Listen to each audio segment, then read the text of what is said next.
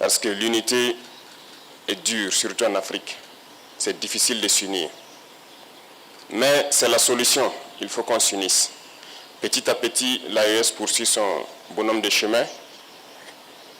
Malgré toutes les difficultés, tous les défis devant nous.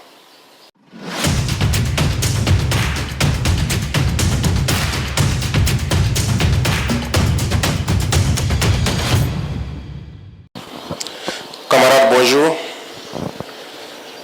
Nous sommes donc au dernier mois du premier semestre de l'année 2025. Je souhaite donc qu'on puisse utiliser ce mois pour commencer à réfléchir aux perspectives du deuxième semestre et voir qu'est-ce qui a marché dans nos administrations et qu'est-ce qui n'a pas marché. Et comme vous le constatez, ce matin donc, nous venons donc de monter les couleurs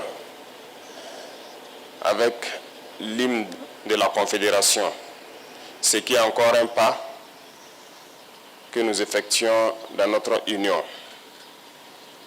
Ce qui n'est pas sans difficulté, parce que l'unité est dure, surtout en Afrique. C'est difficile de s'unir. Mais c'est la solution, il faut qu'on s'unisse. Petit à petit, l'AES poursuit son bonhomme de chemin, malgré toutes les difficultés, tous les défis devant nous.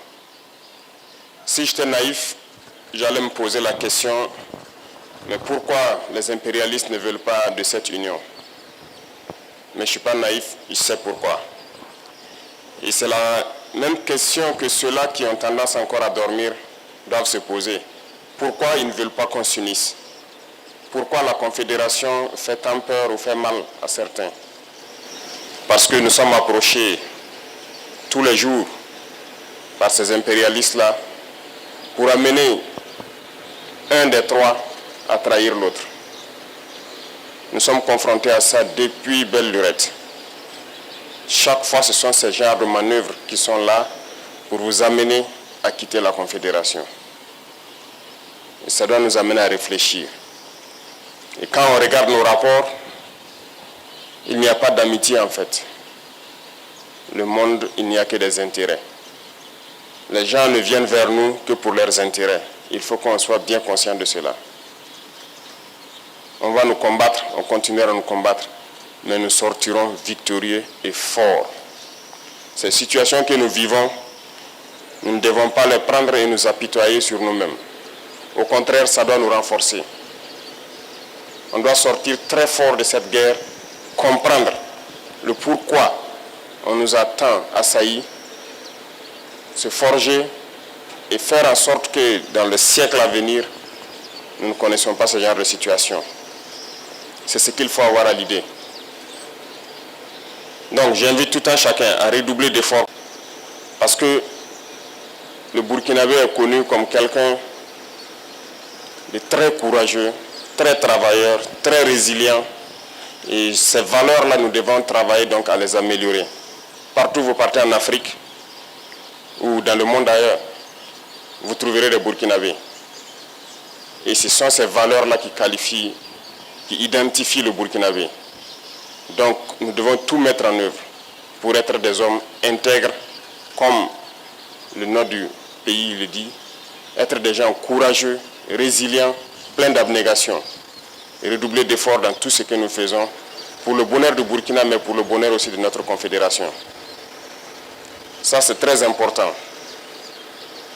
Et une fois que nous avons atteint un certain niveau, vous comprendrez encore mieux pourquoi on nous combattait. Parce que notre pays est riche. Riche de sa valeur humaine, riche de ses valeurs morales, mais surtout riche dans son sous-sol. Et ce sont ces richesses-là qui sont convoitées. Mais ces richesses doivent profiter aux Burkinabés. Rien n'a encore commencé en termes d'exploitation des ressources naturelles et de rétribution donc, au niveau des masses populaires. Nous pouvons changer le visage de notre pays, nous pouvons quitter cette situation de sous-développement et nous retrouver très vite un pays émergent.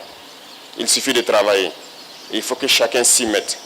Autant les combattants se sacrifient au front, il faut que dans l'administration, nous arrivions à nous sacrifier aussi. Il faut que nous puissions faire en sorte de travailler au-delà de ce que nous avons l'habitude de faire, de pousser nos capacités plus loin, parce que, comme je le disais, il faut qu'on aille très vite. Et c'est en allant vite qu'on peut surprendre ceux-là qui cherchent à nous diviser, ceux-là qui cherchent à nous maintenir dans notre situation de pauvreté. Le Burkina n'est pas pauvre. Je vous le dis, je vous le répète, on est très riche. Et c'est ça notre problème majeur. C'est pour cette richesse qu'ils ne veulent pas qu'on puisse d'abord connaître qu'on est riche et pouvoir exploiter nos richesses. Et au-delà du Burkina, le Sahel tout entier est riche, immensement riche. Et je sais que vous le savez tous. Le Sahel ne restera pas pauvre.